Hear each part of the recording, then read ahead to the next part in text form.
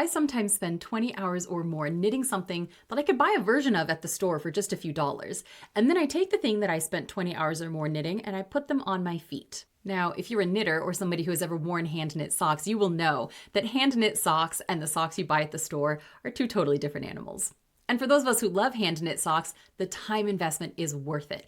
But we want that time investment to pay off as much as possible. We want to wear these socks for as long as we can. That's why it can be so frustrating when you finish knitting a pair of socks and it sprouts holes after 2 or 3 wears.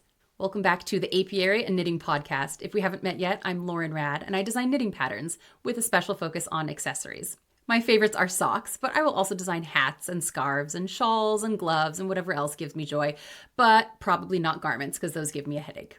And in today's episode, we're talking about how to get the most bang for your buck, or in this case, perhaps the most bang for your time invested, out of your hand knit socks. If your socks are wearing out on you quickly, there are some likely culprits that are probably at play here. So let's go through the 6 most common causes of knit socks that develop holes way too fast. Common cause number 1 is choosing the wrong sock yarn. Now, choosing sock yarn is part art, part science. But when you have the right sock yarn, your socks are going to be durable and warm and squishy and cozy. And when you have the wrong yarn, they're going to fall apart on you.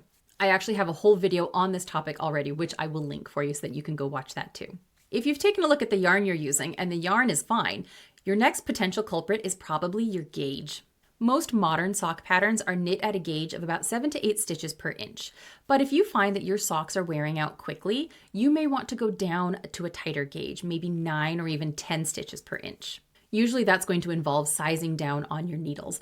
Don't go down to a finer sock yarn as well, because then you're going to cancel out the benefit of the tighter gauge. You're going to have thinner yarn and tinier needles. So it's still going to be about the same thing as your thicker yarn with larger needles. Now, adjusting your gauge does mean that if you're one of those knitters who tends to always cast on the exact same number, you're going to have to rework your sock formula. So I have another video for how to measure your socks and your feet and your gauge to make sure that you get a well-fitting sock every time. And I will link that for you as well.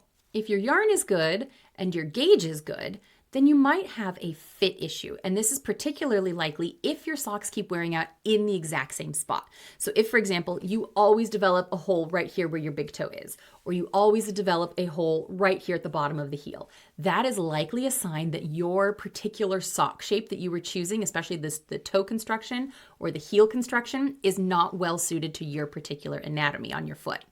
Now, luckily, sock patterns are very easily adaptable. You can swap out heels and toes all over the place.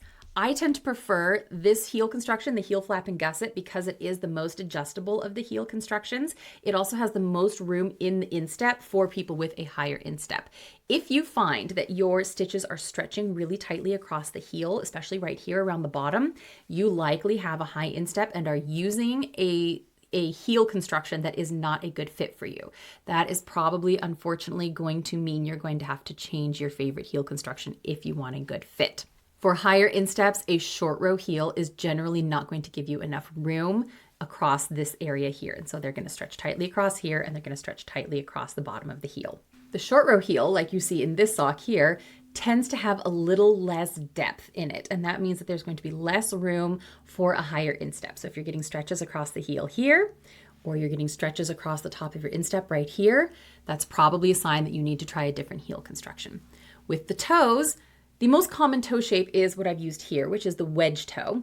But you can also try a round toe or a star toe if you need a little bit more kind of vertical wiggle room for your toes. Or you can also try what's commonly known as an asymmetrical toe or an anatomical toe. And those are toes where they are designed to fit people whose big toe is the longest toe and their other toes kind of angle down outward. And so those two toes will kind of ankle inward. So they don't match exactly. They're kind of more like a symmetrical 2 halves of a book. Now, a related cause that is closely linked to fit issues is specific foot anatomy or gait issues.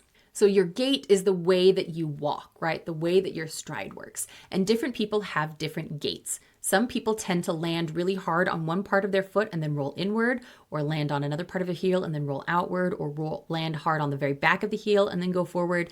And if you tend to be one of those people, you might find that you are putting a lot of pressure and friction on just that specific part of your sock. In that situation, your best solution is probably to reinforce that spot in your sock. Other types of specific foot anatomy have slightly different solutions. So for example, if you have hammer toes, which cause the joint below your big toe to jut outward a little bit, that can put pressure on that part of the sock again. But you can fix that in a couple different ways. You can reinforce that spot again, or I have heard from knitters who have reported that using an anatomical or asymmetrical toe has also been helpful for them.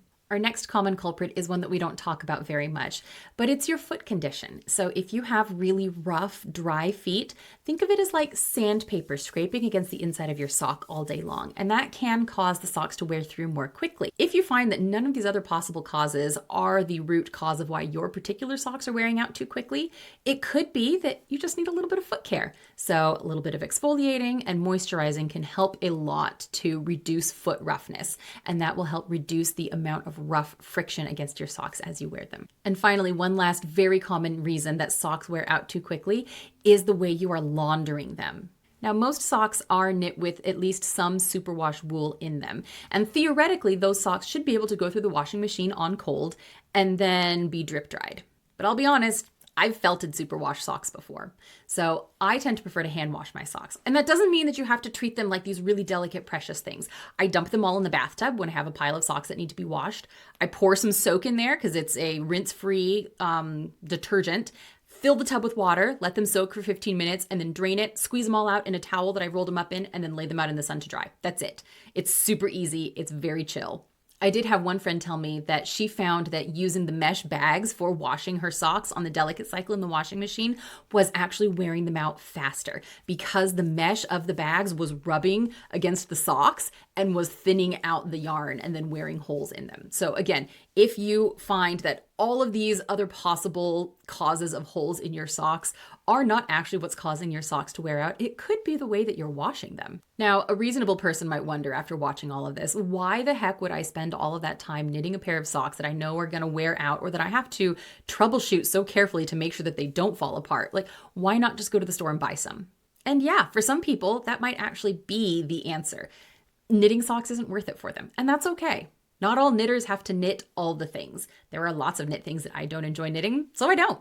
If, however, you are knit sock curious, let me just tell you, the pleasure of a pair of hand knit socks is so lovely. They are warm, they are soft, they are squishy.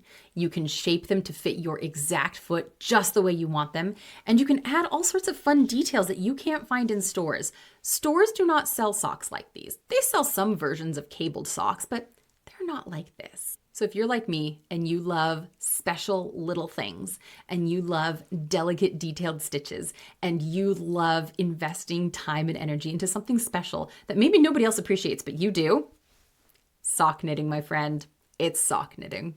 If you've had knit socks wear out on you really quickly and the cause wasn't one of the causes I've identified here, I would love to hear what it was that was making your socks fall apart, because this is definitely not an exhaustive list. There are all sorts of additional reasons that could be related to why someone's knit socks are falling apart. So drop me a note in the comments below. I would love to hear about your experiences with hand knit socks. Have your socks been durable? Have you had them falling apart? Has this video helped you maybe troubleshoot and identify some of the reasons your socks are falling apart? Let me know down below. Otherwise, thanks for being here, and I'll see you next time.